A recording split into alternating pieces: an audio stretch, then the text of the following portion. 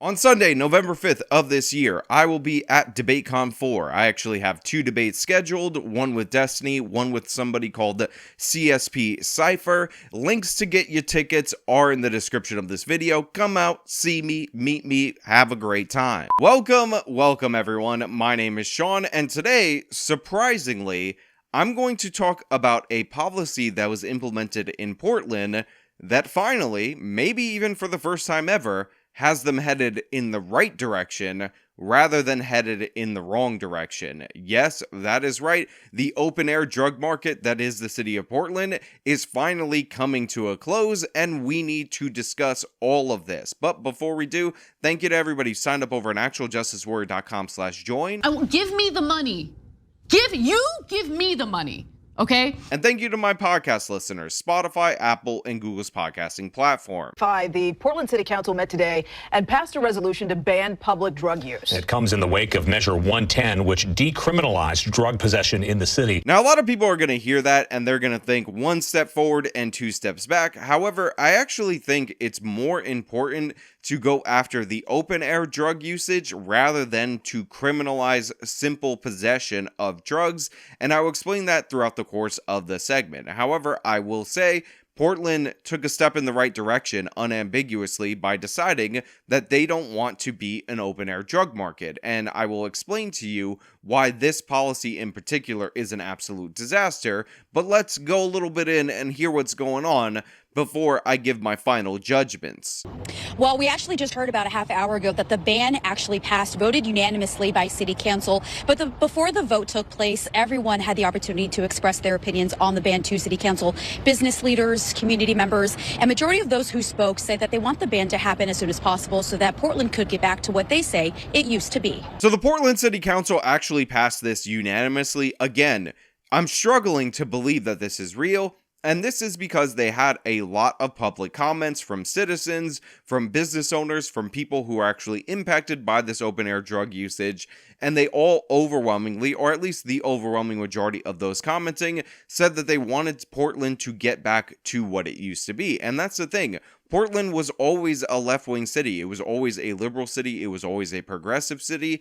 But the fact of the matter is, it wasn't always a completely don't visit this area kind of city. Sure, it was loaded with hipsters and frozen yogurt shops and high-end donut shops or whatever they got over there. But this has been a new level ever since they started to let people become openly addicted to drugs, praise the people for being addicted to drugs, shoveled money into their hands, and allowed them to use and abuse people all across their streets. Just by virtue of illustrating how important this issue is, the last time I saw somebody consuming what I believe to be fentanyl publicly on our streets was less than 5 minutes ago, 3 blocks from City Hall. So here we have Mayor Ted Wheeler, who of course is one of the worst mayors in the entire country. He was incredibly pro-Antifa during the Black Lives Matter riots, even though they rioted in Portland for 100 straight days. And by the way, they did more riots than that. They just took a couple of days off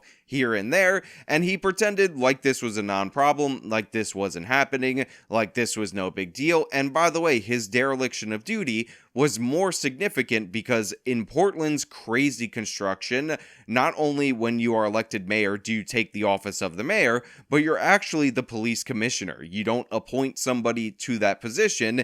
You personally are in charge of the police. Insane way of setting up their system, but it is what it is. However, ever since they tried to primary him with a more insane Antifa radical, he's made little baby steps in the correct direction, so we have to give credit where credit is due. He co-signed the destruction of Portland for sure, but maybe, like a phoenix rising from the ashes, he seeks to restore the city because he's seeing the economic data, he's seeing people flee the city, he's seeing businesses close, and this is a disaster that is getting completely out of hand. While there's already an ordinance to ban drinking alcohol in public, working with state legislature, the new ordinance would add controlled substances in an effort to take on open drug use and public safety. You know, I'm trying to sell you guys this as an optimistic story, as a positive story, as a little bit of hope in the long string of bad news that I deliver to you guys on a regular basis.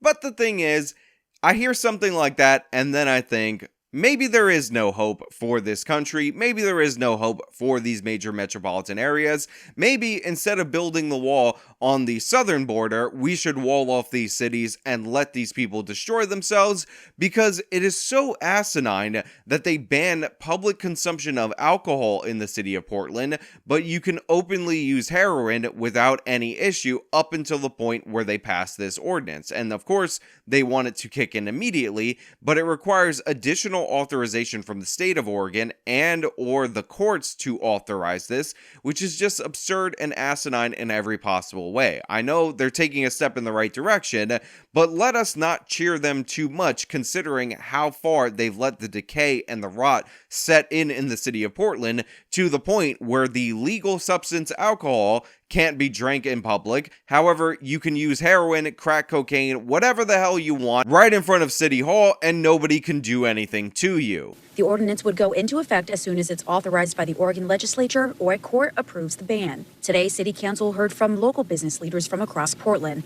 saying how open drug use has affected them. For instance, tourism. Jeff Miller of Travel Portland says in 2019, hotel occupancy was 85 to 90% in the summer. 4 years later, occupancy during the summer is at 63%. So this is absolutely crucial. By the numbers, what I've told you about crime time and time again on this channel is proving to be true. Crime drives poverty, not the other way around. And what we're seeing is that Portland is one of these outlier cities that are not seeing the rebooking in hotels, the reestablishment of the conventions post the pandemic. Now, you can give a pandemic as whatever reason you want to give, but the thing is, when you see a dramatic difference in the numbers, as stated by this person right here. He says he believes the drop in hospitality is linked to drug dealing and usage. Most cities rebooked 70% of those conventions. In Portland, we rebooked 30%. They said, we're not coming back. Portland is too dangerous. And if leisure and business travel do not come back, you as a city and we as an organization will see those revenues drop dramatically. What you should look at, because the pandemic affected all of this country and a bunch of left-wing cities did lockdowns, is what makes Portland unique, and their open-air drug usage laws, their protections for the homeless, the way that they've defanged their police, is especially problematic for these industries, and we're seeing it in the economic numbers. So all these hospitality jobs end up going away, the businesses end up closing, and what do we end up with? A greater population in the city that's unemployed, and the crime that has driven them into poverty still needing to be addressed. Good afternoon. David Friedrichs of Portland Fire and Rescue Station 1 says his station alone responded to a total of 76 overdose calls over the Labor Day weekend, and says the high volume of calls is disheartening. Now, they have the fire chief from one particular firehouse, and I'm not going to lie to you, when I heard 76 overdoses, because it's just one firehouse, I assumed that this was over the course of a year, maybe over the course of a month, but it turns out it was over the course of one weekend, Labor Day weekend, which is absolutely insane considering, again, that this is not the entire fire department. It's one firehouse in particular that has to deal with this. Just goes to show you, by the way, that this is not a compassionate approach to deal with drug addiction, to allow people to essentially risk their lives, sometimes kill themselves, because you don't have a backbone and you have no sense of morality, and you don't want to tell these people that they can't participate in this behavior and make them change. In some cases, we treat the same patient several times in the same week, and we know through our partners at AMR that the same patient has overdosed multiple times in a day. And knowing that even when we try to help, our help is unwanted wears on all of us. I mean, just think about that. Imagine dealing with somebody who is in a state of overdose. You stop by in the morning, you administer the Narcan, you check on them and all of that. Then you get called to a scene later in the week, or sometimes, as he said, later in the day, and it's the same person, the same guy overdosing. You inject the Narcan, and what you ultimately find out is you're not even wanted in this area. You're subject to attack, ridicule, humiliation, all for trying to save these people that the city of Portland has decided are ornaments to decorate every single city block, even next to City Hall. Tony Vesna of 4D Recovery Services says he doesn't think the ban will be efficient. You know, a public use ban may just kind of hide addicts. I was an addict. I was on the street before. I had to hide. It may create a limited intervention that is only applied to people we can see downtown Portland smoking out in front of businesses using fatal and highly addictive drugs. Now, while there was near unanimous support, of course you have people who work in the homeless industrial complex trying to ensure that there is no change in policy, and he talks about how, oh, they're just trying to get it out of public, away from the businesses, as if that isn't a good on its own. Now, additionally, if you'll notice, he called for more funding related to the homeless, more funding related to the drug addicts, and all of this stuff, which he specifically benefits from, so understand where he's coming from. Instead, Tony believes in a different approach. We need to bring back a sensible intervention that persuades people to go to treatment, and then we need to bring in additional resources to prevent people from getting addicted, provide treatment when they are, and then provide long-term recovery support. Now, according to this report, the county that Portland's in actually puts $255 million into spending on the homeless already. And again, depending on how you're counting them, they estimate there to be about 6,000 homeless, which according to Axios is actually up by 30% from 2022 to 2023. So the problem isn't getting better, despite the fact that they're putting all this money into the homeless. Now, I will say it's important to understand that on its own, what this guy was dismissing, which is getting these people away from using these drugs in front of businesses and major tourist areas, is a good in and of itself. May create a limited intervention that is only applied to people we can see downtown Portland smoking out in front of businesses using fatal and highly addictive drugs. You see, broken windows policing has gotten a bad rap from the left wing, and this is due in part to confusion about what it is and intentional, malicious mischaracterizing of what it is. Now, let's talk about why people might be confused. You see, this has been implemented famously in the city of New York and then attempted to be copied in other places.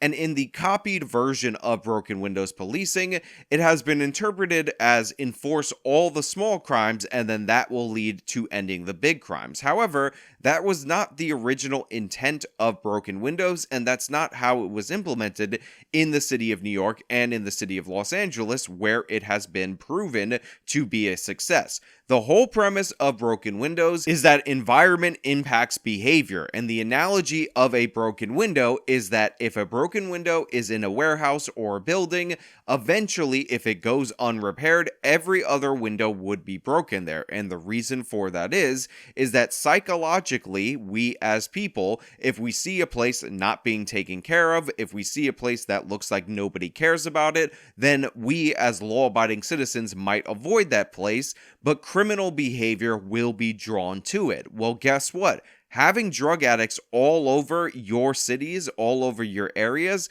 makes people think that nobody cares about and nobody's taking care of these areas. Having tents put up gives the appearance of lawlessness in that area, and that has impacts on our behavior. You might be less likely to go into an area with a major homeless encampment where people are using drugs like crazy unless you absolutely have to. So therefore, you're not going to be shopping or staying in hotels that have these issues. Because of that, those hotels close, the decay increases, and that area becomes worse and worse and worse because you never took the time, energy, and effort to clean it up and make it look presentable so that people can feel safe and secure in that area. One of the biggest deterrents of a lot of crime in this country is drawing in people, traffic, attention, and all of that. And one of the best ways you can do that with an area is make the area look nice. It's almost like if you build it, they will come kind of scenario. If an area looks like crap, if it looks like nobody cares about it, then crappy people will go there and crime will be drawn to that area. This is a basic premise that's supported by a bunch of psychological literature that our environment impacts our behavior, yet the left wing has castigated this program because it works intentionally, or they're just so dumb they don't realize what the root of the program is, so they try to get rid of it, and these are the results. Now, if you want a good example of this, something that will really hammer this point home, maybe the broken windows thing is a little bit abstract, and you think to yourself, well, I wouldn't smash out the other windows if I just saw a window broken in an abandoned building. Think about it like this. If you go to a park and you take a bunch of trash and you dump that trash in a certain section of the park in a giant pile and nobody cleans it up, within a week or 2 weeks, you will see that trash pile is enormously bigger. It grew exponentially because what ends up happening is that people end up believing that that's where everyone is throwing their trash, so they assimilate to those circumstances. And you guys know this to be true. You have seen it for yourself. If you allow an area to look like a dump, people will end up treating it like a dump. So yeah, on its own, removing the open air drug usage in Portland is a net good, regardless of whether or not these people are driven into crack houses or whatever. Them just being off the street makes the street more presentable, draws in foot traffic, increases customer bases for businesses, can increase tourism, etc. And by the way, Portland is not even one of the most dangerous cities in the United States of America. However, because they allow all of this decay, it looks significantly more dangerous and people respond to that appearance accordingly, and the economic damage can actually be more devastating than the crime, which by the way is on the rise in Portland, but is nowhere near as bad as other cities in this country that still manage to draw in tourists. Now look, I really hope this ends up coming into fruition, and I really hope the people of Portland end up seeing the results of good policy being implemented in their city for a change, and that allows a change, of course. We talk about on this channel the decline in city populations. I believe Portland is in the top 5 of declining in terms of percentage, and this is absolutely devastating, and no doubt about it, it is due in large part not only to the lockdown policies, but due to their criminal justice policies. They have recruiting problems, they have issues with law enforcement, they allowed that defund the police brand to take effect in their area, and has led to disastrous results. But let us see if they actually implement this, how things will change. Now I'm going to open up the floor to you guys. I want to know what you think. Let me know down in the comments below. If you like the video, show them by leaving a like, subscribe for more content, follow me on my social medias, support me via the support links in the description of this video. This has been me talking about Portland maybe reversing course. Till next time.